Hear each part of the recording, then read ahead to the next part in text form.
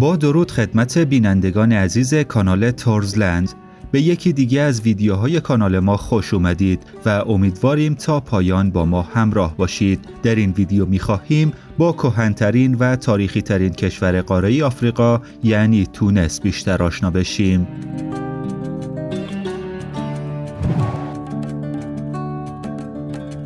سفر به یکی از اصیل‌ترین کشورهای آفریقایی جهان با معماری غنی رومی، یونانی، اسلامی و عربی با قدمتی کهن و جاذبه‌های گردشگری بی‌نظیر. جمهوری تونس کشوری است که تاریخ ثبت شده آن به 10,000 سال پیش از میلاد مسیح برمیگرده. جایی در میان دریا و صحرا در شمال قاره آفریقا مدتی است که به عنوان یک مقصد جذاب در بازار سفر گردشگران خودنمایی میکنه. تونس در شمال قاره آفریقا و هم‌مرز با مدیترانه است. این کشور از قدیمی‌ترین سکونتگاه‌های بشر است و در آن فینیقی‌ها، کارتاژها، رومی‌ها، عثمانی‌ها و فرانسوی‌ها حکم رانده‌اند و آثاری رو به جا گذاشته‌اند.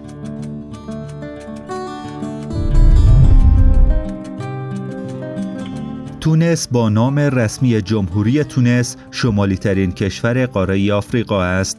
این کشور بخشی از منطقه مغرب عربی در شمال آفریقا بوده و از غرب و جنوب غربی با الجزایر، از شرق و جنوب شرقی با لیبی و از شمال و شمال شرقی با دریای مدیترانه هم مرز است. مساحت تونس حدود 163610 کیلومتر مربع است. اگه بخواهیم با مساحت ایران مقایسه کنیم، ایران حدود 10 برابر بزرگتر نسبت به تونس است.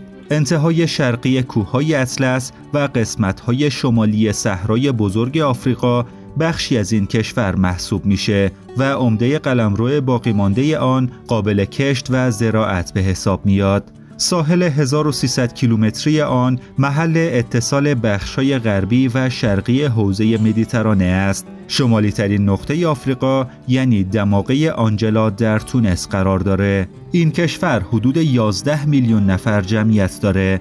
زبان رسمی تونس عربی استاندارد است، اما تونسی ها با گویش ویژه‌ای از زبان عربی صحبت می کنند که به گویش کاربردی در زبان مالتی نزدیک است. زبان فرانسوی نیز در این کشور کاربرد زیادی داره. طبق آخرین برآوردی که توسط دولت تونس صورت گرفت و به سازمان فرانسه زبانی ارائه شد، حدود 63% از مردم این کشور میتونن به زبان فرانسوی نیز صحبت کنند. دین 98% از مردم تونس اسلام است و بقیه مسیحی یا یهودی هستند. یهودیت سومین دین بزرگ است که بین 1000 تا 1400 عضو داره. 1/3 جمعیت یهودیان در پایتخت و اطراف آن زندگی می کنند و بقیه در جزیره جربا با 39 کنیسه زندگی می کنند که قدمت جامعه یهودی در سفکس و هماملیف به 2600 سال قبل می رسه. همچنین واحد پولی این کشور نیز دینار تونس است.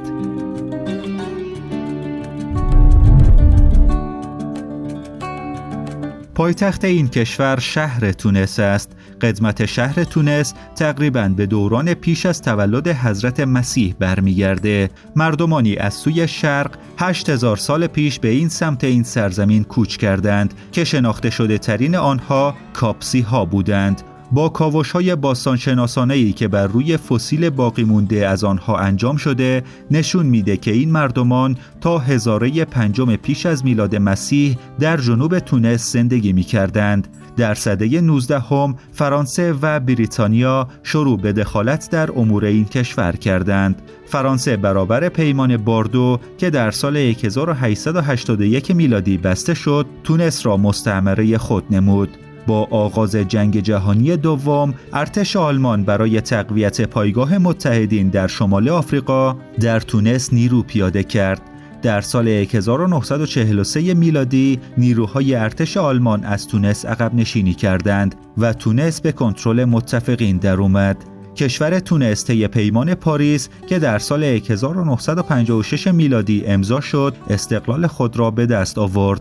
تونس در سال 1956 از فرانسه استقلال پیدا کرد.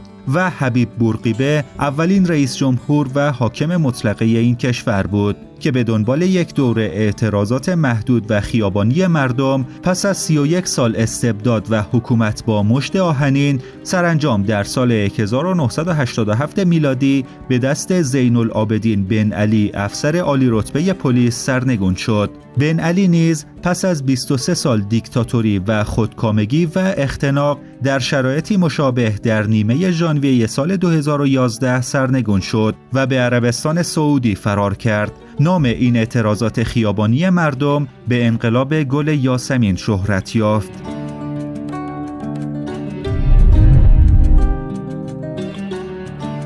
اقتصاد تونس پس از دهه‌ها هدایت سنگین دولتی و مشارکت دولت در اقتصاد این کشور در حال آزاد شدن است. برنامه‌ریزی اقتصادی و مالی محتاطانه منجر به رشد متوسط اما پایدار برای بیش از یک دهه شده است. رشد اقتصادی تونس از لحاظ تاریخی به نفت، فسفات‌ها، محصولات کشاورزی غذایی، ساخت قطعات خودرو و گردشگری وابسته بوده است. در گزارش رقابت‌پذیری جهانی مجمع جهانی اقتصاد در سالهای 2015 و 2016 تونس در رتبه 92 قرار گرفت. بر اساس گزارش در سال 2014 تونس در رتبه 96 جهانی و پنجمین در قاره آفریقا قرار داشت. سال 2015 میلادی با حملات تروریستی در تونس مشخص شد که احتمالاً بر رشد اقتصادی به ویژه در گردشگری یکی از بخش‌های اصلی تأثیر گذاشته است.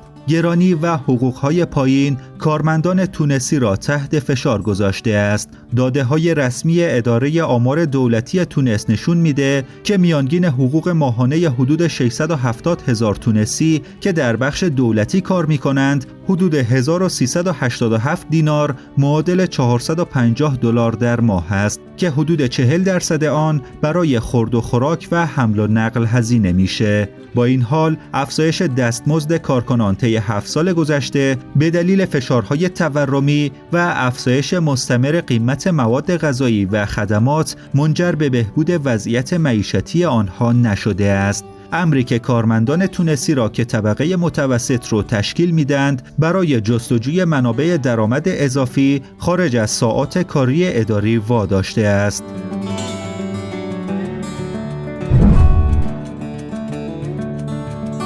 پنجاه سال پیش حقوق زنان در تونس بیش از بقیه کشورهای همسایه اش رعایت میشد.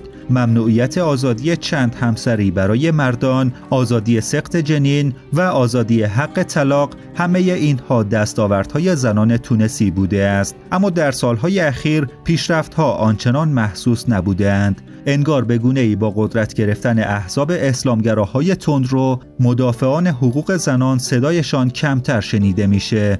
در مواردی دیده شده که در این کشور زن بودن هنوز یک بدشانسی است و تبعیض بر ضد دختران از زمان تولدشان آغاز میشه، چرا که دختر نمیتونه نام خانوادگی رو منتقل کنه و خطر بالقوه‌ای برای آبروی خانواده به شمار میاد. به همین دلیل تحت کنترل شدید تربیت میشن. اقدام به خودکشی بین دختران جوان بسیار رایج است و در بسیاری موارد تنها راه حل برای به دست آوردن آزادی است. علاوه بر این، پرورش ماورای محافظه کارانه بسیاری از زنان موجب وحشت بیمارگونه از رابطه جنسی و حتی عدم تمکین پس از ازدواج میشه.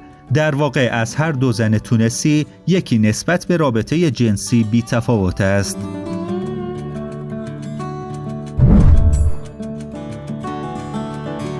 با توجه به شرایط جغرافیایی که تونس داره، آب و هوای این کشور گرم و خشک است و بیشتر نقاط آن را بیابان در بر گرفته است. البته کرانه‌های شمالی آن به دلیل آبها نسبتاً حاصلخیز و پوشیده از جنگل است. تونس همچنین دارای چند دریاچه فصلی زمستانی است که در تابستان خشک و پوشیده از نمک هستند. این کشور با توجه به تأثیر مطلوب دریای مدیترانه و ارتفاع کوههای شمالی از آب و هوای معتدل دریایی برخوردار است و خوش آب و هواترین کشور در شمال آفریقا محسوب میشه. آب و هوای تونس در نوروز زیاد سرد نیست و بهترین گزینه برای گذراندن اوقات فراغت در کنار سواحل زیبای تونس و خوابیدن بر روی ماسه‌های داغ اطراف این ساحل است. همچنین کشور تونس دارای آب و هوای معتدل است و معمولاً زمستان‌های بارانی رو به دنبال داره و میزان بارش سالانه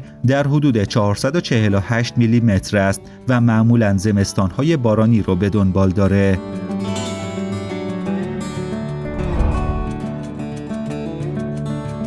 معروفترین غذای تونسی هم به نام شاکشوکا است. شاکشوکا املت تونسی نوعی غذای محبوب در خاورمیانه و آفریقای شمالی است که در آن از سس گوجه فرنگی، فلفل سیاه، فلفل قرمز و پیاز اغلب با زیره سبز و تخم مرغ و سبزیجات موجود در تونس استفاده میشه. در سفر به این کشور بی‌نظیر حتما خوردن این غذا رو فراموش نکنید.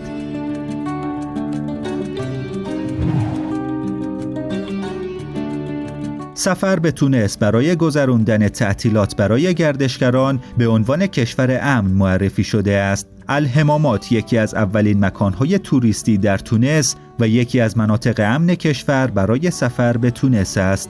با این حال هشدارهایی مبنی بر این که تروریست‌ها هنوز هم به احتمال زیاد میتونند حملات خود را در تونس انجام بدن وجود داره. با وجود این که نیروهای امنیتی در حالت آماده باش قرار دارند، به هر حال بسیاری از مقاصد توریستی در تونس برای مسافرت امن به حساب میاد. توصیه میشه از سفر به بخش‌هایی از جنوب و غرب تونس، به ویژه جایی که این کشور با لیبی مرز مشترک داشته باشه، اجتناب کنید. با این حال سالانه بیش از 10 میلیون توریست از این کشور دیدن میکنند. تونس مقصد ترکیبی بی‌نظیر از تاریخ، فرهنگ، زیبایی طبیعت، غذاهای لذیذ، مقرون به صرفه بودن و مهمان نوازی گرم رو ارائه میده. آب و هوای تونس آب و هوای مدیترانه‌ای است و اگرچه بهار و اوایل تابستان بهترین زمان سفر است، اما شرایط جوی بگونه‌ای است که امکان سفر در تمام ایام سال رو برای گردشگران فراهم می‌کنه. همچنین این کشور از معدود کشورهای آفریقایی است که رتبه بالایی در شاخص توسعه انسانی داره. کشور تونس از دیرباز مقصد مسافران مختلف بوده است که با اهداف تجارت، زیارت و تاریخ به سفر پرداخته‌اند.